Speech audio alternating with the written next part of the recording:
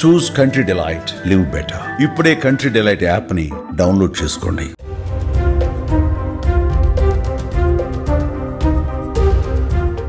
భారత్ పాకిస్తాన్ మధ్య ఉద్రిక్తతల నేపథ్యంలో తాజాగా మరో కీలక పరిణామం చోటు చేసుకుంది. న్యూఢిల్లీలోని పాకిస్తాన్ హైకమిషన్ అధికారికి కేంద్రం నోటీసులు జారీ చేసింది. వెంటనే దేశం విడిచి వెళ్లిపోవాలని ఆదేశించింది. దౌత్యపరంగా ఉన్న విషయాలను అతను కలగజేసుకోవడంతో ఆగ్రహం వ్యక్తం చేసింది. ఆ అధికారి భారత సైన్యానికి సంబంధించిన కదలికలను లీక్ చేసినట్టుగా తెలుస్తోంది. దీనికి సంబంధించి ఆన్లైన్లో అనుమానిత ట్రాన్సాక్షన్స్ గుర్తించారు. ఈ క్రమంలోనే కేంద్రం ఆ అధికారిని ఆమోదింపని వ్యక్తిగా ప్రకటించింది.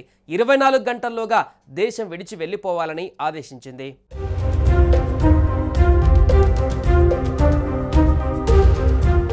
ఆపరేషన్ సింధూర్ చేపట్టిన భారత సైన్యం మే 7న పాక్ ఆక్రమిత కశ్మీర్లోని ఉగ్రవాద స్థావరాలపై దాడి చేసిన విషయం తెలిసిందే.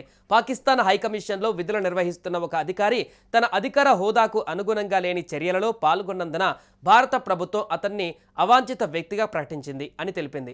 అయితే ఆయన చర్యల వివరాలను మాత్రం వెల్లడించలేదు. ప్రస్తుతం బయటకు వస్తున్న వార్తల ప్రకారం ఈ అధికారికి పంజాబ్ పోలీసులు అరెస్టు చేసిన 2 వ్యక్తులతో సంబంధం ఉంది. వారు భారత సైనిక దళాల కదలికలపైన సున్నితమైన సమాచారం పాకిస్తాన్కు చేరవేసినట్టుగా పోలీసులు గుర్తించారు. మే 10 శనివారం వీరిని అరెస్టు చేశారు. మే 7న ప్రారంభమైన సైనిక చర్య వైమానిక దాడులతో పాటు సరిహద్దులలో బలగాల సమీకరణ నేపథ్యంలో దీనికి ప్రాధాన్యత ఏర్పడింది. మరోవైపు భారత్తో చేసుకున్న కాల్పుల విరమణ ఒప్పందానికి తాము కట్టుబడి ఉన్నామని, ఉద్రిక్తతల తగ్గింపు, ప్రాంతీయ స్థిరత్వం కోసం తగిన చర్యలు తీసుకుంటామని పాకిస్తాన్ చెబుతోంది.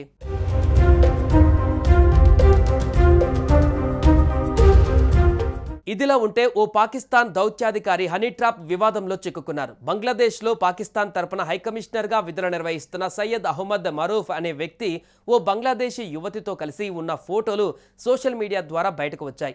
అంతేకాకుండా ఆ యువతితో ఆయన తీసుకున్న అసభ్యకరమైన వీడియోలు, ఫోటోలు సోషల్ మీడియాలో తెగ వైరల్ అవుతున్నాయి.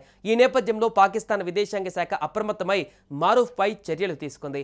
ఆయనను సెలవు పైన పంపించిందని సమాచారం. ఈ ఘటనపైన స్థానిక పత్రికలలో పెద్ద ఎత్తున వార్తలు వస్తున్నాయి. అయితే అధికార వర్గాలు మాత్రం మారూఫ్ సెలవులలో ఉన్నారని మాత్రమే స్పష్టం చేశాయి. ఆయన ఎంతకాలం సెలవులలో ఉంటారన్న దానిపైన మాత్రం స్పష్టత ఇవ్వలేదు. దీనిపై ఇప్పటి వరకు పాకిస్తాన్ విదేశాంగ శాఖ ఎటువంటి అధికారిక ప్రకటన విడుదల చేయలేదు.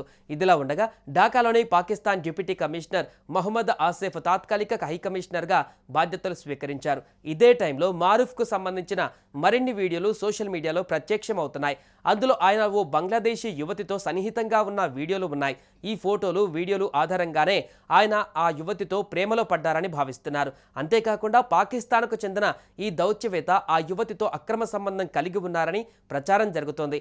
ఆయన నిఘా సంబంధిత రహస్య సమాచారాన్ని ఆ యువతితో షేర్ చేసుకున్నట్టుగా అనుమానాలు వ్యక్తమవుతున్నాయి.